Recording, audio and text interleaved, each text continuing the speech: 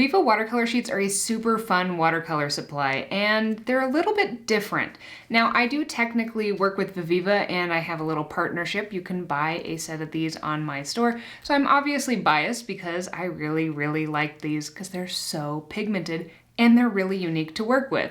But that can mean they're a little bit more intimidating to actually figure out once you get started. So let's do a little painting with them together so you can see how to work with these in this little packet and not need really any additional supplies. Super vibrant sunsets are one of my favorite things to see in real life or to paint, and the Viviva watercolor sheets are so super pigmented that rather than having to do multiple layers to get really bright and vibrant colors, you just need one. In this tutorial, I used two different brushes, a flat brush and a round brush.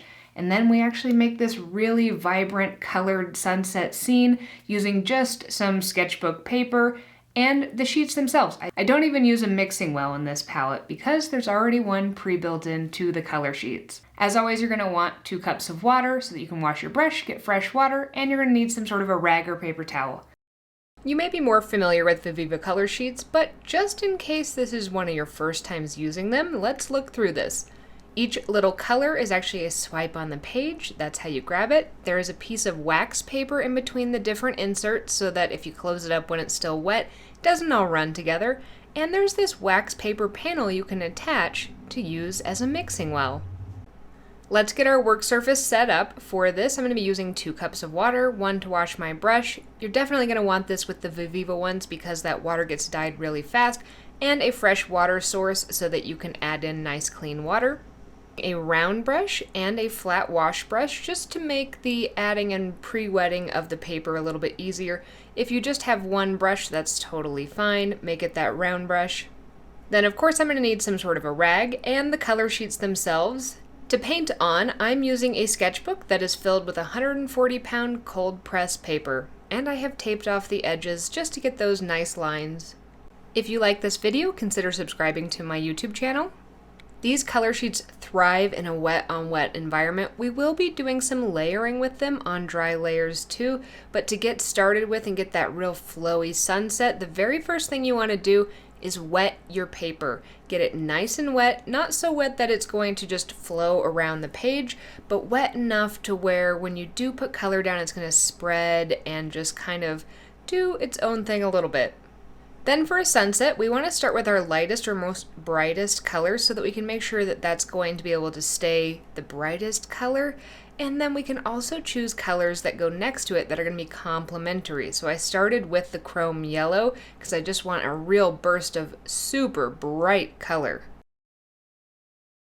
Then I'm going to take some of that pink and I'm going to mix it in a little bit on that little mixing side. You can see that you can actually mix up color in real time just using that little fold out. And I'm just going to put a little tiny bit right above and in a few spots near where that yellow is. I want some of those to kind of touch, some of them to kind of run together. One of the hardest things to learn with these Viviva color sheets is not using too much pigment, and that's where that little mixing side slide out is going to be super helpful because you can just touch and then kind of squiggle over on that mixing palette part so that you can know how much pigment is actually in your brush, because otherwise you might get quite a surprise. I like to add in a lot of color variation in my sunsets even if they're kind of all the same colors. So I know I did kind of mix up a pseudo orange, but I want to dip into that dusk orange as well and place that in a couple areas to get some different oranges. I'm going to put it right underneath where most of my bright yellow color is. Then I'm going to switch over to that magenta color. This is one of my favorite colors in this package. This magenta is super dark, but then when you thin it out, it becomes this super bright and vibrant pink. So you want to be pretty light-handed with this color. And I'm going to place this in a few different places within my sunset. It's going to mainly be going kind of from that yellow to orange and then into a pink color, but I'm going to put it in a few different spots just to kind of indicate that maybe there are some other clouds in this sunset that are picking up that color. I'm using light strokes in order to do this, so I'm not scrubbing across the page, and I'm also kind of tapping off and squiggling on that mixing palette to make sure I don't have way too much pigment in there because I do want this to be a little soft in some areas. We can always add more pigment. And this is all on a very wet page. I did make sure to put a couple coats of water on this so it soaked in and it wasn't going to dry out. If yours starts to dry out fast and it's not moving around, go ahead and re-wet at this stage. Just be careful where you are dragging across the page. Be really light with re-wetting so that you're not going to kind of muddy all those colors together. I bring that pink in kind of a nice light version all the way up to the top before I'm going to dip back into that pink and grab a little bit more of that pigment and re-emphasize in a few different areas.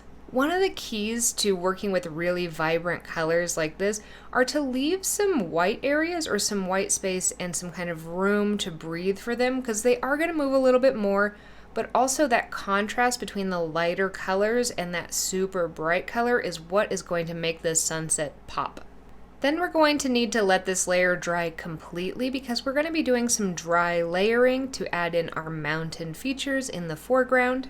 Once you no longer have any standing water or water that will just move around the page, you can go ahead and use a hairdryer to dry this off a little faster if you're impatient. But in the meantime, I'm going to talk a little bit about that mixing palette that kind of slides out from the side.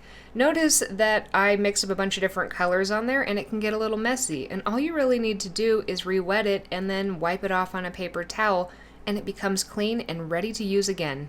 In a lot of my other tutorials, when we're painting the mountains, we actually mix our darkest color first and then take part of that dark color and dilute it to create those background layers. But I don't want to have to use mixing wells for this. I just want to use the sheets as they are so that you can see how to work with them. You can definitely also mix up in mixing wells if you're more comfortable with that. But I want to make sure that you can see how to use these just as they are. So in order to make it kind of simple so I keep that same color throughout, I'm going to select just one color and I'm going to use that slate black, and I'm going to tap into that color just a little bit, grab a bunch of water, and I'm going to tap that on there as well to dilute it. I do have a little tester strip so I can check to see how dark that color is to make sure it's going to be light enough to be my background or first layer of mountains, but also dark enough to stand out against that vibrant sunset. Then I paint my mountain shapes. My best advice for doing this is to look at what your sunset is doing and do something that's going to complement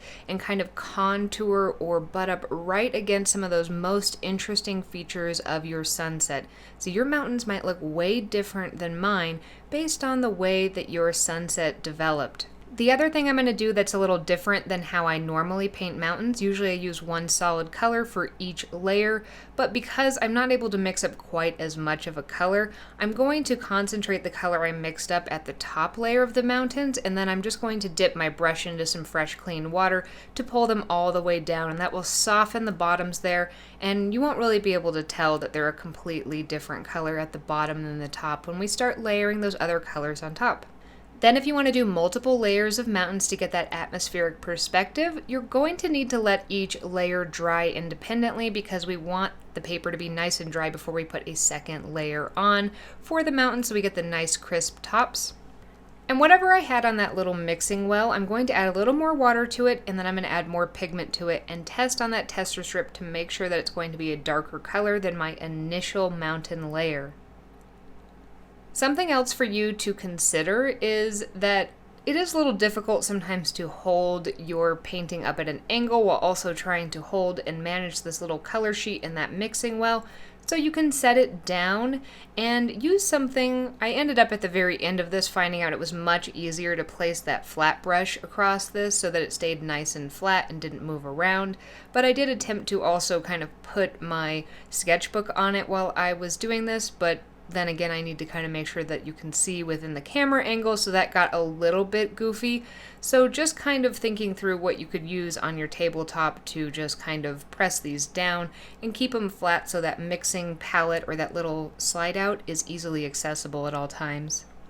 Again, on this, unlike most of my other mountain paintings, I'm concentrating the color I mixed up, that slightly darker color, near the top of my mountains, dipping into some water and pulling it down to make a bit of a gradient just because I don't have a ton of that color to actually move across the entire layer of mountains.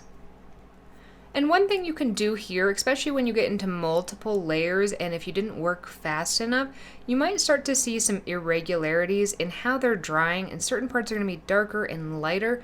sometimes that can look really nice, kind of like the contours of the mountains themselves, but other times it's not what you want. So if while everything is still pretty damp, you go back in and just re-emphasize with that darker color along the top across the whole thing, you're going to be able to kind of smooth that out. Now, if you touch it too hard and you drag too much, and I do this at one point, you're going to see that the very tip line is going to be a lot darker than where the brush kind of inadvertently picked up a bunch of that pigment as well. Sometimes that can have a nice effect, but sometimes that's not what you want. Then we just repeat those same steps for each layer that you want to add. I ended up with 4 layers of mountains, slightly darkening each of those layers of that color, and making sure that's dry before I apply the layer. On my final layer, since it was nice and thin, I was able to use my darker color across the whole thing rather than having to create that gradient with some of that extra water. So that is a little difference for the very final layer if you choose to take that. And then we want to let this sit and dry before we take the tape off. I was a little impatient because I wanted to start editing this video, but I have noticed that in the little corners where the tape overlaps, if you let that dry naturally on its own, the area that's kind of seeped in between those areas, it doesn't actually make it to the paper, but if you're impatient and you take it off kind of right away while it's still wet, rather than waiting a couple hours for it to dry on its own, you can get a few marks on the page, so that's just something to consider. Also, don't forget to use the hairdryer to remove that tape. I was a little hasty and I did rip part of this page because I barely heated up the tape, so just make sure you're a little bit careful when you take that off. And at the end of this, you're going to have made a super vibrant sunset scene with your Viviva color sheets. You can definitely do this tutorial with other types of watercolor too, in case you're following along with something else, but the Viviva ones are going to have some really interesting effects that you can't get with some of the other watercolors. Thank you so much for watching. I really hope that you had a ton of fun doing this. Let me know in the comments if you tried this, and if you had any specific struggles. I'd like to make some videos on troubleshooting, so if you've got any questions, let me know there, and also consider subscribing to my channel. I hope that you have a magically creative day.